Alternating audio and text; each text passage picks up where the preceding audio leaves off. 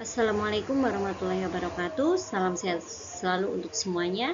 Pada kali ini kita akan belajar tentang sistem ekonomi, sebuah kajian konseptual.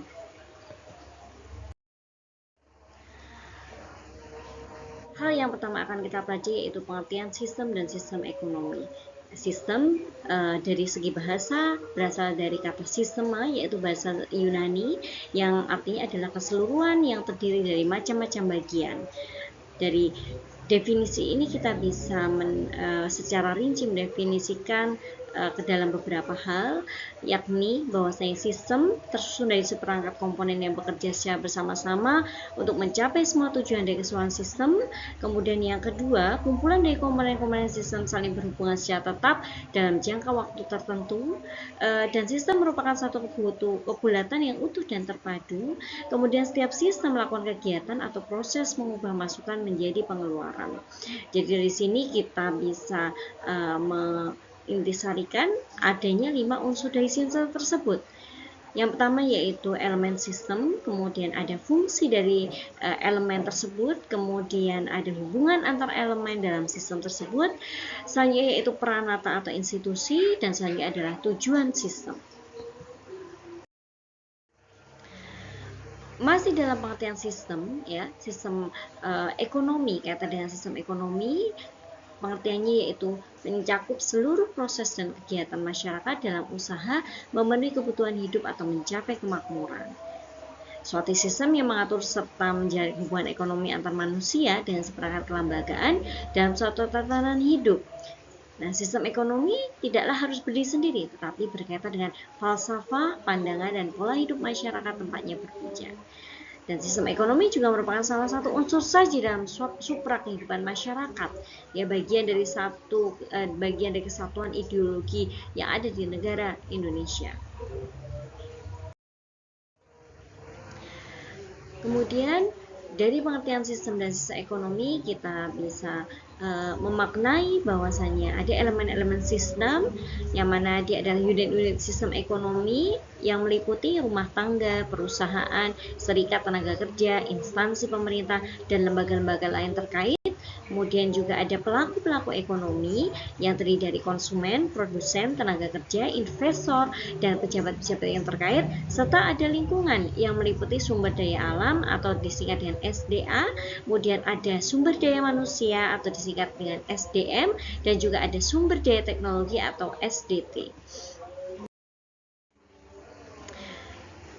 Sekarang kita beralih pada macam-macam sistem ekonomi yang pernah atau ada kecenderungan untuk diterapkan, ada secara global atau internasional.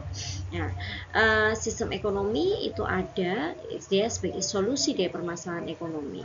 Kemudian pada awalnya ada namanya sistem ekonomi tradisional, yang kemudian berkembang ada sistem ekonomi pasar atau liberal atau biasa disebut juga pasar bebas. Kemudian ada sistem ekonomi komando atau terpusat, ada sistem ekonomi campuran, sistem ekonomi neoliberal, sistem ekonomi syariah atau Islam, dan juga dalam konteks Indonesia ada sistem ekonomi Pancasila. Kita akan membahas satu persatu dari sistem ekonomi tersebut. Yang pertama yaitu sistem ekonomi tradisional. Sistem ekonomi tradisional yaitu sistem yang diterapkan oleh masyarakat tradisional yang secara turun-temurun dengan hanya mengandalkan alam dan tenaga kerja. Ya, ciri-cirinya teknik produksi dipelajari secara turun-temurun dan bersifat sederhana, kemudian hanya sedikit menggunakan modal dan belum mengenal pembagian kerja. Nah, sistem ini memiliki kelebihan, di antaranya yaitu tidak terdapat persaingan yang tidak sehat, sistem ekonomi antar individu sangat erat, ya. Kemudian masyarakat merasa sangat aman menggunakan sistem ini karena tidak banyak beban yang memang dipikul dari masyarakat tersebut. Akan tetapi sistem ini memiliki kelemahan, di antaranya yaitu teknologi yang digunakan masih sangat sederhana, produktivitas dan mutu barang masih rendah. Sistem ekonomi selanjutnya yaitu sistem ekonomi pasar atau liberal atau bebas. Sistem ekonomi ini merupakan sistem ekonomi yang diatur oleh kekuatan pasar atau permintaan dan penawaran. Sistem ini menghendaki adanya kebebasan individu melaksanakan kegiatan ekonomi. Nah, ini biasa diterapkan di Eropa dan Amerika. Ciri dari sistem ekonomi ini yaitu pengakuan yang luas atas hak pribadi, kemudian pemilikan alat-alat produksi di antara individu, individu bebas memilih pekerjaan atau usaha yang dipandang baik bagi dirinya sendiri, perekonomian diatur oleh mekanisme pasar. Kemudian sisi positif dari sistem ekonomi ini diantaranya yaitu menumbuhkan inisiatif dan kreasi masyarakat dalam mengatur kegiatan ekonomi. Kemudian barang yang dihasilkan bermutu tinggi karena barang yang tidak bermutu tidak akan laku di pasar, dan efisiensi dan efektivitas tinggi karena setiap tindakan ekonomi didasarkan atas motif mencari keuntungan atau profit.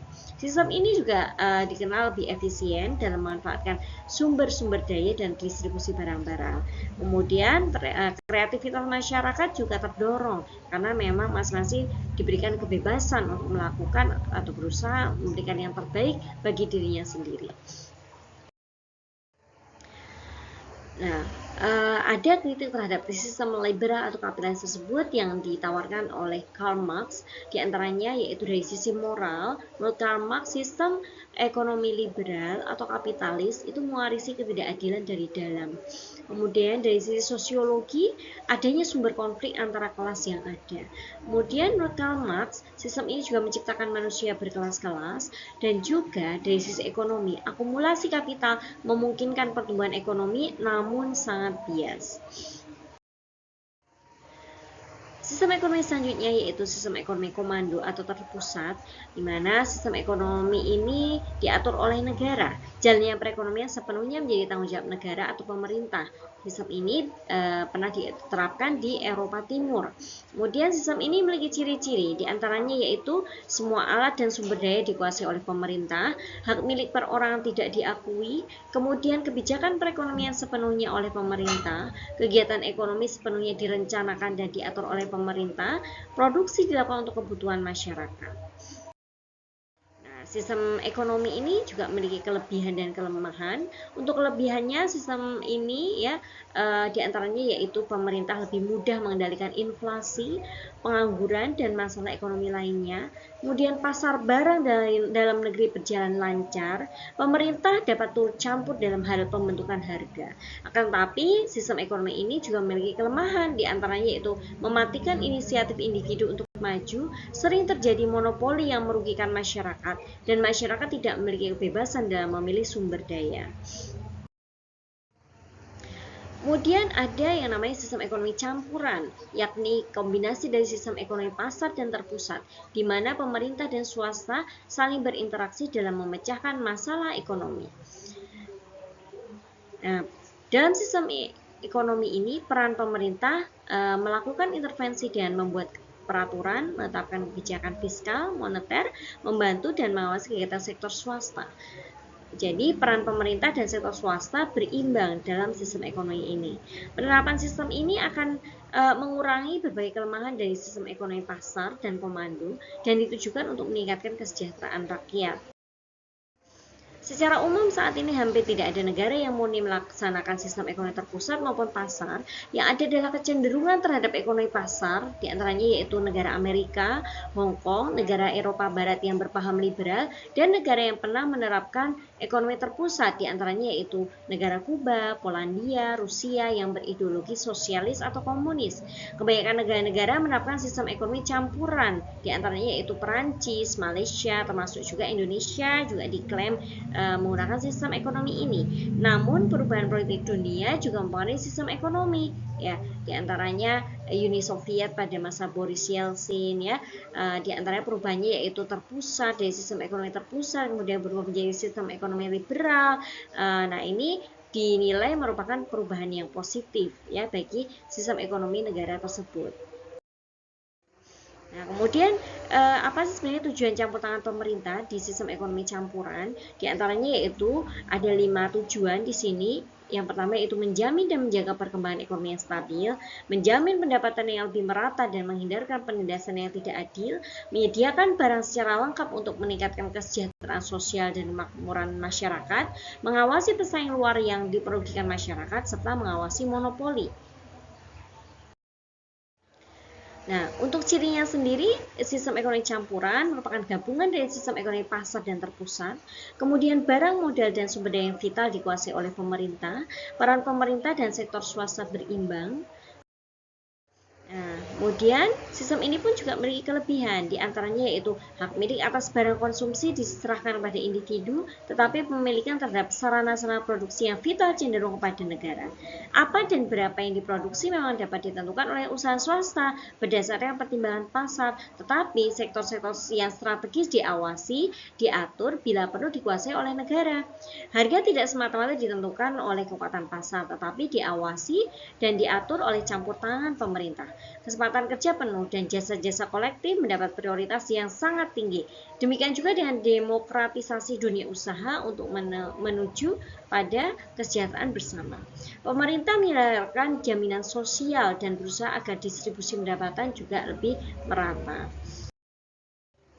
Nah, kemudian ada yang namanya sistem ekonomi neoliberal, yaitu sistem ekonomi yang mengacu pada filosofi ekonomi politik yang mengurangi atau menolak campur tangan pemerintah dalam ekonomi domestik. Sistem ekonomi ini pun juga memiliki ciri-ciri, diantaranya yaitu memfokuskan pada metode pasar bebas, pembatasan yang sedikit terhadap perilaku dunia usaha dan hak-hak milik pribadi. Dalam kebijakan luar negeri, neoliberalisme erat kaitannya dengan pembukaan pasar luar negeri melalui cara-cara politis, menggunakan tekanan ekonomi, diplomasi, dan atau intervensi militer. Pembukaan pasar merujuk pada perdagangan bebas, kemudian adanya pengurangan subsidi, mengutamakan privatisasi atau penjualan BUMN, kemudian ada deregulasi atau penghilangan campur tangan pemerintah, serta pengurangan peran negara dalam layanan sosial, ya. Di antaranya adalah public facility, ya, dalam ekonomi seperti pendidikan, kesehatan, dan lain sebagainya. Kemudian sistem ekonomi neoliberal bertujuan untuk mengembalikan kepercayaan pada kekuasaan pasar atau perdagangan bebas, ya, dengan pembenaran mengacu pada kebebasan. Jadi ada dua hal utama di sini. Yang pertama adalah perdagangan bebas, sebuah sistem ekonomi yang mengacu pada penjualan produk antar negara tanpa pajak ekspor impor atau hambatan perdagangan lain. Nah, perdagangan yang bebas juga diartikan juga tidak adanya hambatan buatan atau hambatan yang diterapkan oleh pemerintah dalam perdagangan antar individu-individu dan perusahaan-perusahaan yang ada. Jadi bentuk-bentuk hambatan perdagangan diantaranya yaitu tarif atau biaya cukai, kuota, pembatasan, peraturan administrasi, dan peraturan anti-dumping. Kemudian ada yang namanya sistem ekonomi syariah, yaitu sistem ekonomi berdasar pada Al-Quran dan hadis. Sistem ekonomi selanjutnya yaitu sistem ekonomi Pancasila, yakni sistem ekonomi dengan ideologi berlandas pada Pancasila dan Undang-Undang Dasar 1945. Nah, sistem ini menganut pada Pancasila, ada 5 sila di situ. Yang pertama yaitu ketuhanan yang Maha Esa, yakni berlakunya etik dan moral agama, bukan materialisme. Kemudian yang kedua, kemanusiaan yang adil dan beradab, yakni tidak mengenal pemerasan atau eksploitasi. Kemudian yang ketiga yaitu persatuan Indonesia, yakni berlakunya kebersamaan, asas kekeluargaan, sosionasionalisme, dan sosiodemokrasi dalam ekonomi. Kemudian yang keempat yaitu kerakyatan, yakni mengutamakan kehidupan ekonomi rakyat dan hajat hidup orang banyak. Serta yang terakhir keadilan sosial atau persamaan atau emansipasi, kemakmuran masyarakat yang utama, bukan kemakmuran perseorangan yang lebih utama. Demikian ya presentasi penjelasan terkait dengan definisi dari sistem ekonomi, kemudian sistem ekonomi yang pernah diterapkan oleh beberapa negara di dunia, ya. Demikian yang dapat kami sampaikan. Terima kasih, semoga bermanfaat, dan wassalamualaikum warahmatullahi wabarakatuh.